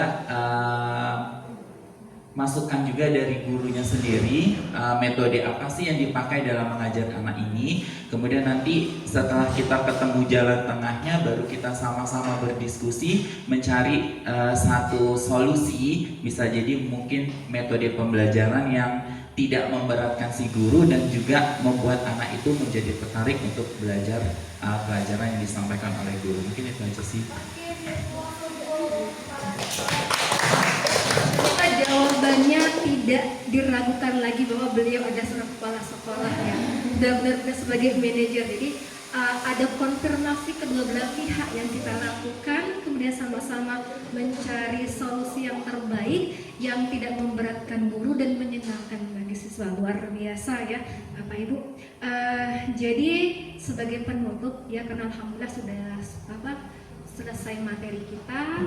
Sebagai penutup sebenarnya ada ice breaking, tapi sebelumnya kalau ada hal-hal yang masih mengganjal atau ada hal-hal yang ditanyakan sebelum kita ice breaking penutup, silahkan. Ada? Ada tidak? Kalau tidak ada, sudah pas? Ya, kenapa?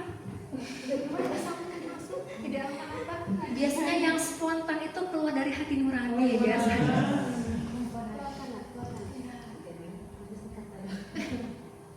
Boleh, nanti mungkin boleh dilengkapi dengan teman-teman yang lain karena katanya boleh kan? Tidak begitu. Iya,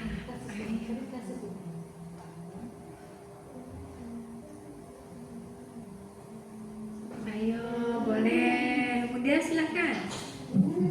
Boleh. Tidak apa-apa. Ya, selagi ada waktu sekitar 5 menit lagi. Boleh.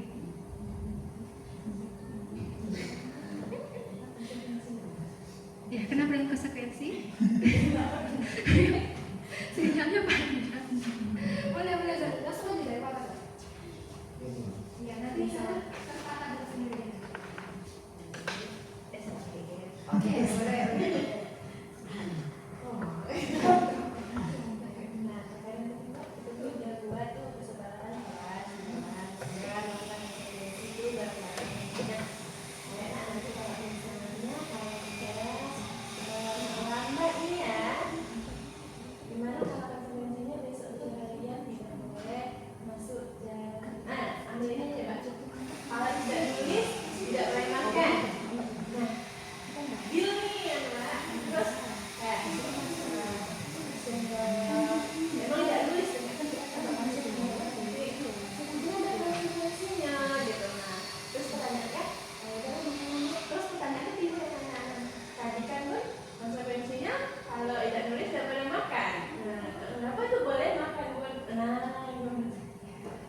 Jadi sebenarnya ya Bunda, Bapak, kesepakatan kelas itu bisa berubah setiap hari, tetapi kuncinya adalah disepakati kembali. Nah, dan konsekuensi yang diberikan hendaknya tidak mengganggu kebutuhan dasar mereka. Ya, karena di satu sisi kita ingin mengajarkan disiplin positif kepada mereka, ya, belajar itu punya manfaat benar.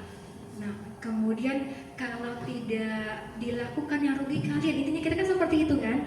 Tapi konsekuensi kita adalah tidak makan. Ingat, makan itu kebutuhan dasar dan paling utama. Nah, kalau terkadang anak itu kan bukan dia tidak mau, tapi maaf, terkadang memang ada anak yang memang seperti itu, dia butuh proses yang lama. Makanya kita ada namanya asesmen diagnostik, ya, ketika PPDB. Jadi kita perhatikan masalah kesehatannya seperti apa. Itu butuh dengan kita karena untuk menentukan konsekuensinya nanti. Jadi jangan sampai dengan konsekuensi kita yang ada itu menyebabkan kesehatan mereka terganggu. Itu satu yang perlu kita perhatikan.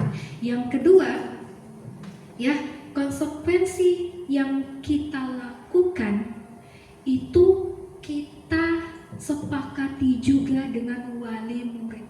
Karena yang tahu kondisi anaknya dari bayi itu orang tua, ya kan? Karena terkadang seperti yang kami alami, ternyata anak itu dia misalnya belajarnya agak acuh karena memang ada penyakit di dirinya yang tidak bisa menyebabkan dia konsentrasi. Nah, maka itu kita butuh diagnostik awal asesmen tadi. Nah, itu. Kemudian yang setelah kita melakukan kesepakatan juga dengan wali, maka sebisa mungkin kita terapkan selama itu memberikan efektif dampak.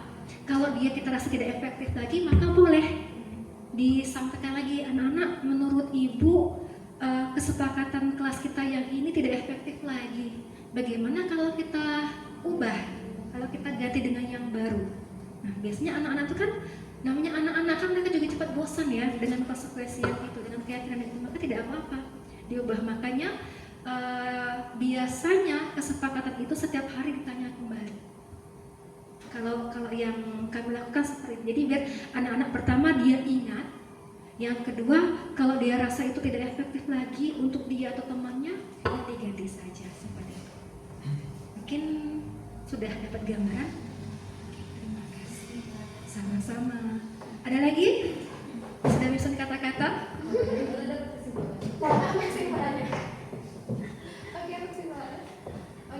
Ada lagi tidak? Oke, kalau tidak ada, mari kita berefleksi karena refleksi sangat dibutuhkan ya dalam setiap kegiatan. Yang pertama, ayah bunda atau bapak ibu, apa yang ayah bunda atau bapak ibu rasakan ketika sudah mendapatkan pemahaman tentang budaya positif? Apa yang dirasakan?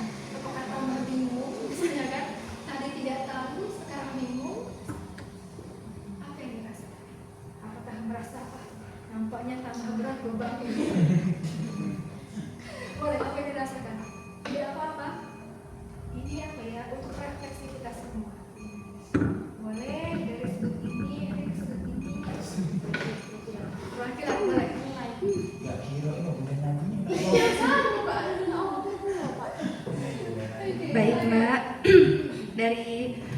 pendapat saya pribadi, setelah mendapat pembelajaran dari Mbak Puji tentang budaya positif, tentunya saya sebagai guru itu mendapatkan masukan bahwasanya tentang kedisiplinan terutama, karena menurut saya kedisiplinan saya di sekolah itu masih sangat kurang seperti itu.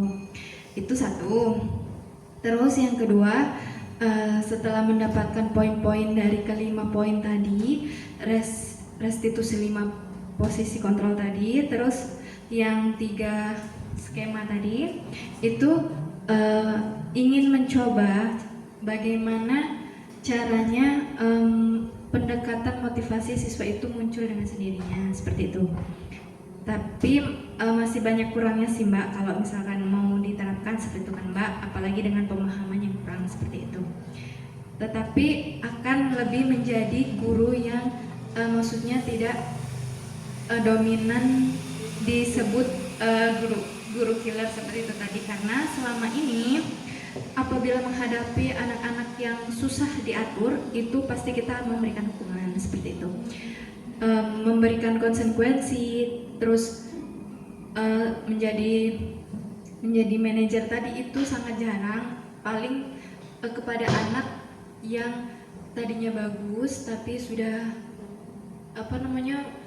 dia ngikut temennya itu baru keluar lah itu kayak motivasi kayak gitu.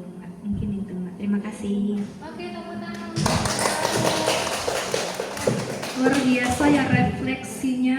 Jadi dengan adanya berbagi praktik baik ini, kata Bunda Arnya, banyak hal-hal yang dirasakan, mendapatkan pemahaman dan menyadari kekurangan diri sendiri dan berupaya untuk memperbaiki dan memberikan yang terbaik ya. Terima kasih. Teman dari kelompok ini silahkan.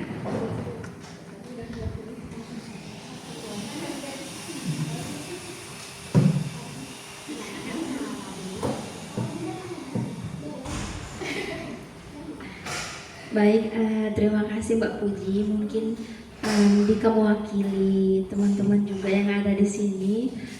Pertama mengucapkan terima kasih banyak, karena ternyata yang menurut kami budaya positif itu hanya sebagai budaya kebiasaan yang positif, ternyata lebih dari itu gitu kan. Ternyata banyak sekali gitu. Nah, kaitan budaya positif ini tentang kehidupan sehari-hari, apalagi berkenaan dengan kami sebagai tenaga pendidik kan, terhadap murid.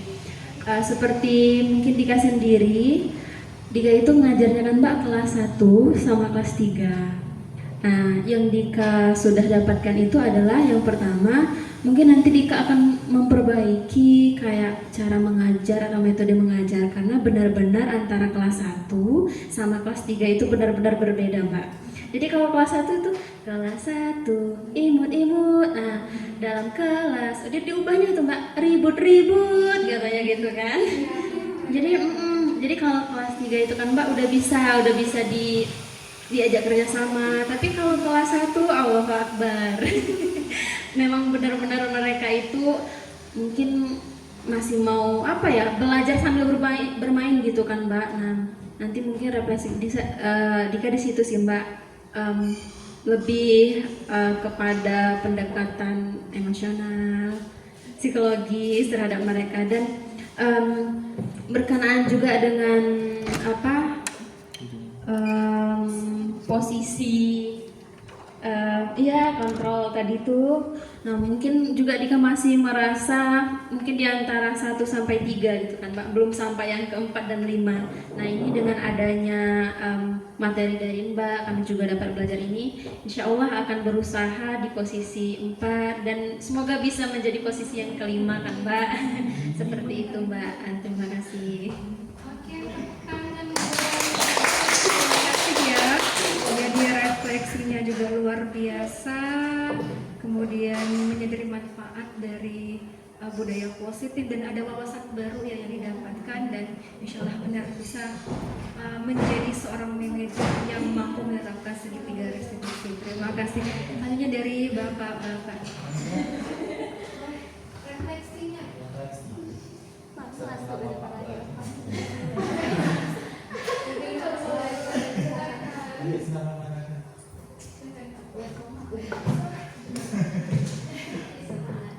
Baik, dari materi pembelajaran hari ini yang saya dapatkan banyak kesan dan ilmu yang bermanfaat yang belum didapatkan selama ini, dan berbagi pengalaman sama Mbak dan sekaligus rekan-rekan guru sekalian.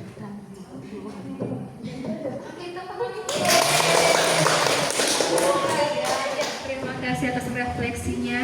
Jadi satu pesan terakhir yang Mbak sampaikan pada sesi narasumber berbagi praktik ini, ketika Bapak Ibu yang sudah melakukan budaya positif secara maksimal, namun belum nampak perubahan yang nyata pada siswa, maka ada 2 hal lagi yang perlu Bapak Ibu lakukan. Yang pertama adalah selalu berpikir positif terhadap siswa.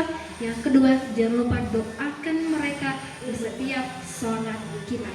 Ya, karena bisa jadi ya Allah belum mengabulkan karena kita tidak dekat dengan Allah, karena Allah yang menggerakkan hati, karena itulah kunci yang terpenting.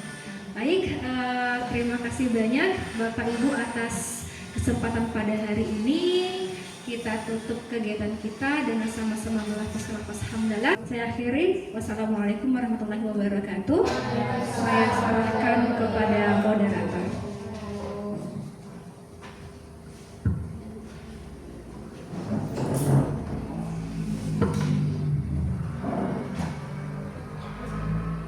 Baik, terima kasih banyak kami ucapkan kepada Ustazah Puji atas materi yang luar biasa hari ini yang sudah disampaikan kepada kami. Semoga nantinya ilmu yang sudah Ustazah salurkan kepada kami menjadi amal jariah untuk Ustazah dan juga menjadi ilmu baru agar kami bisa menjadi tenaga pendidik yang lebih baik lagi di masa mendatang.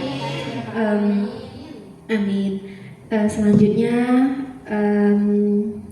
Bunda Dika selaku moderator pembawa acara pada hari ini, mohon maaf apabila terdapat kesalahan. Kepada Allah Subhanahu wa taala, Bunda Dika mohon ampun. Sebelum Bunda Dika tutup, kita sama-sama menutup kegiatan kita pada hari ini dengan membaca doa kafaratul majelis.